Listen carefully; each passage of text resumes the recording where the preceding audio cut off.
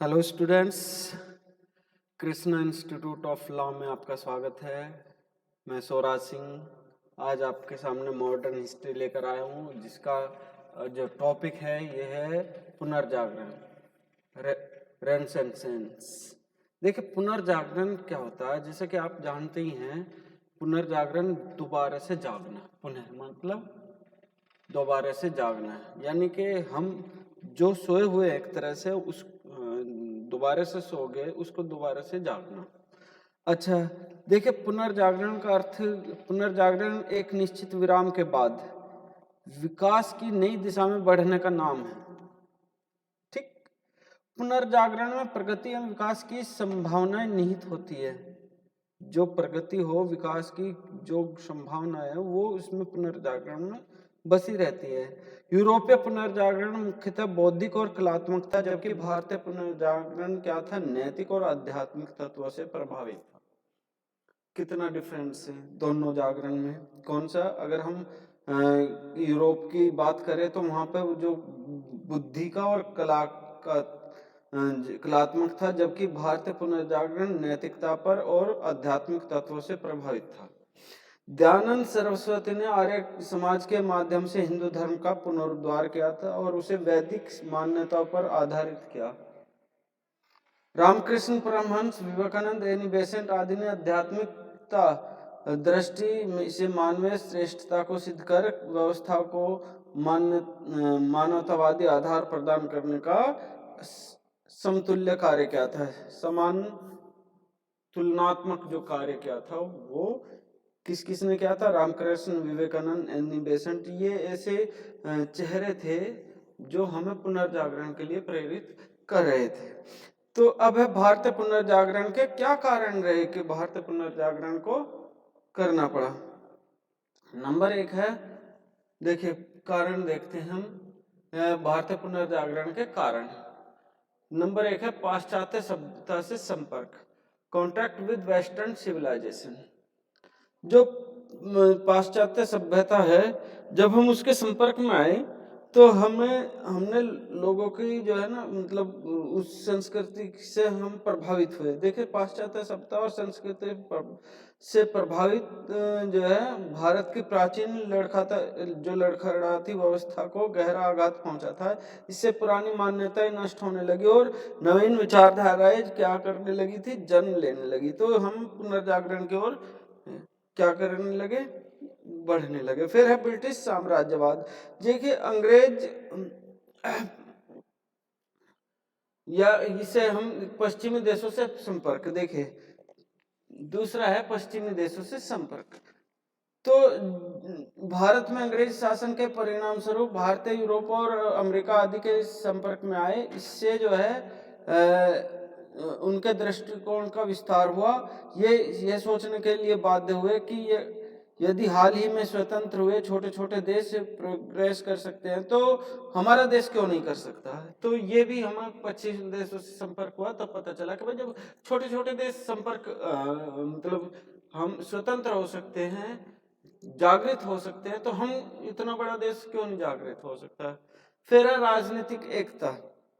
तो ब्रिटिश काल में भारत में बहुत समय बाद राजनीतिक एकता स्थापित हुई थी। कश्मीर से कन्याकुमारी तक भारत एकता के सूत्र में बंध गया से।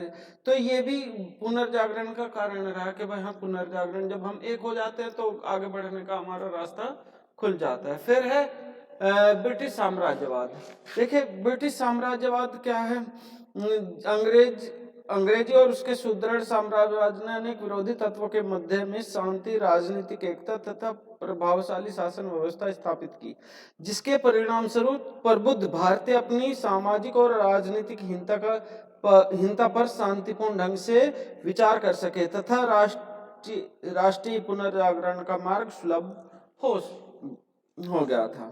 ठीक है ना? फिर है आर्थिक असंतोष। देखिए, आर्थिक असंतोष भी था जो पुनर्जागरण का कारण बना। वो कैसे? जो आर्थिक असंतोष और बढ़ती हुई गरीबी, अंग्रेजों ने हमारे व्यापार और उद्योग धंधों को नष्ट करने का हर संभव प्रयास किया था। ठीक, फलस्वरूप देश की आर्थिक स्थिति गिरती जा रही थी, यहाँ की जनता अत्यधिक गरीब होती जा रही थी। पुनर्जागरण होना ऐसी परिस्थिति में बहुत आवश्यक हो गया था।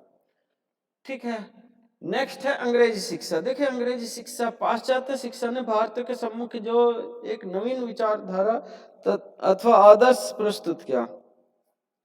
जो अंग्रेजी शिक्षा ने भारतीय मस्तिष्क के बौद्धिक पृथकता को भंग कर दिया और उसे पाश्चात्य विज्ञान, साहित्य और इतिहास के संपर्क में ला दिया। यानी कि जो पश्चिम के देश थे उनके विषय में हम पढ़ चुके थे। पश्चिम के साहित्य था, विज्ञान था और इतिहास के विषय में हम किससे, अंग्रेजी शिक्षा से जान चुके थे जब हमने इंग्लिश सीखी। तो ये अंग्रेजी शिक्षा भी कारण पुनर्जागरण का बहुत बड़ा कारण रहा। ईसाई धर्म की प्रचार नीति है, ठीक है ना, इवेंजेलिज्म पॉलिसी, ईसाई धर्म की जो पॉलिसी थी, जो वो प्रचार नीतियां थी। देखिए ईसाई धर्म की प्रचार, अंग्रेजों के आगमन के साथ साथ अनेक मिशनरियां जो है यूरोप से, कनाडा, अमेरिका आदि देशों से भारत आई। उन्होंने कई लोगों को अपने धर्म में दीक्षित कर दिया। यह हिंदुओं को सहन नहीं हुआ। कुछ मुसलमान भी इससे उत्तेजित हो उठे और उनके लिए जो है ना क्या था कि पुनर्जागरण किया जाए कि भाई ईसाइयों से बचा जाए, ईसाई बनने से बचा जाए। तो ये प्रचार नीतियां से भी पुनर्जागरण स्थापित हुआ। फिर विद्वानों का योगदान, सोलिडरिटी कंट्रीब्यूशन। देखिए विद्वानों का योगदान, Har Prasad Shastri, Max Muller, Monier, William Colebrooke, R D. Bhandarkar, Rajendra Lal Mishra आदि विद्वानों प्राचीन भारतीय सभ्यता और संस्कृति का अनुपालन कर अपनी रचनाओं में भारत की प्राचीन महानता का अंकन किया। तो विद्वानों का योगदान भी बहुत महत्वपूर्ण रहा है। भारतीय समाचार पत्र तथा साहित्य का विकास, development of Indian newspaper and literature. देखिए भारतीय समाचार पत्र जो है इनका और साहित्य भारत के पुनर्जागरण में बहुत महत्वपूर्ण स्थान रहा है। भारतीय समाचार पत्रों को विशेष योगदान रहा है। इन समाचार पत्रों ने जनसाधारण का ध्यान देश की दुर्दशा की ओर आकर्षित किया। समाचार पत्रों ने ये क्या थे, ये हमारे जो है ना लोगों तक पहुंच रहे थे, न्यूज पहुंच रही थी, साहित्य पहुंच रहा था, जिससे कि लोगों को जो है ना पुनर्जागरण का मौका मिल रहा था, पुनर्जागरण के लिए प्रेरित हो रहे थे। फिर अब भारतीय पुनर्जागरण की विशेषताएं, क्या विशेषताएं थी? देखे सबसे विभिन्न पुनरुत्थान आंदोलन, वायरस रिवोल्ट मूवमेंट। देखिए बहुत सारे आंदोलन थे जो पुनरुत्थान के लिए आंदोलित। इसमें यह सत्य है कि पुनर्जागरण के जो प्रारंभिक चरणों में पश्चिमी सभ्यता का प्रभाव भारतीय जनमानस पर इतना गहरा पड़ा कि अनेक व्यक्तियों ने भारतीय जो है ना संस्कृति के प्रमुख तत्वों का परित्याग करना आरंभ कर दिया और जीवन के विभिन्न क्षेत्रों में पाश्चात्य सभ्यता और संस्कृति की अंधी नकल करनी स्टार्ट करती। तो ये क्या थे, जब भाई हमारे लोग क्या है अंधे भक्त हो रहे हैं पश्चिमी संस्कृति, तक लोगों को इसका पता चला तो उन्होंने क्या किया, पुनर्जागरण किया, नहीं कि हमारी संस्कृति बहुत अच्छी है। ठीक है, फिर हिंदू धर्म का पुनरुत्थान, रिवल ऑफ हिंदुइज्म। देखिए हिंदू धर्म का पुनरुत्थान, नवीन आंदोलन के फलस्वरूप हिंदू धर्म का भी पुनरुत्थान हुआ। हिंदू लोग ईसाई धर्म की ओर अग्रसर होने लगे थे, किंतु ब्रह्म समाज, आर्य समाज, रामकृष्ण मिशन आदि की सुधारवादी जो प्रवृत्तियों ने पुनर्जागरण में मुख्य भूमिका अदा की। फिर है सामाजिक सुधार, सोशल रिफॉर्म्स। देखिए सामाजिक सुधार, धार्मिक आंदोलन के साथ साथ सामाजिक आंदोलन भी चलते रहे।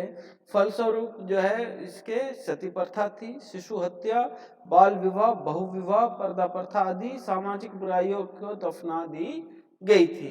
ठीक है ना, विधवा विवाह को मान्यता मिली, अंतरजातीय विवाह का प्रचलन हुआ। तो ये जो सामाजिक सुधार हुए ये भी एक पुनर्जागरण की बहुत बड़ी विशेषता थी। फिर पलायनवाद का परित्याग, जो पलायनवाद था अत्याचार और संघर्षों से भागकर ईश्वर भक्ति में लीन हो जाना ही उत्तम माना जाता था, परंतु पुनर्जागरण ने भारतीयों की इस भावना को झकझोर दिया और उन्होंने अपने कल्याण के लिए सांसारिकता में लीन होने का उपदेश दिया। कि भाई उन्होंने कहा कि भाई पलायनवाद ना कि भाई धर्म से भागना नहीं है, कि हाँ भाई भाग के हम पूजा पाठ करें, नहीं कि हम संसार में रह के अपने सभी कर्तव्यों का पालन करते हुए भी हम अपने धर्म का पालन कर सकते हैं। तो पलायनवाद का परित्याग हुआ। फिर नव साहित्य का सृजन, जो नव साहित्य था, क्रिएशन ऑफ न्यू लिटरेचर, उसका सृजन हुआ। जो नए नए साहित्य हुए, पहले का अधिकतर साहित्य धर्म, प्रेम, पौराणिक कथा, वीर गाथा आदि से भरा पड़ा था। काव्य को विशेष महत्व दिया जाता था। गद्य का करीब करीब अभाव था। पुनर्जागरण के फलस्वरूप विशेष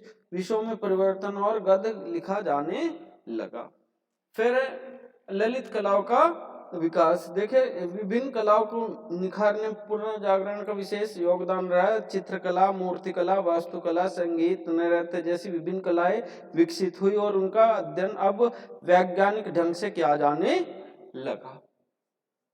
तो आज के लिए केवल इतना ही। Thank you.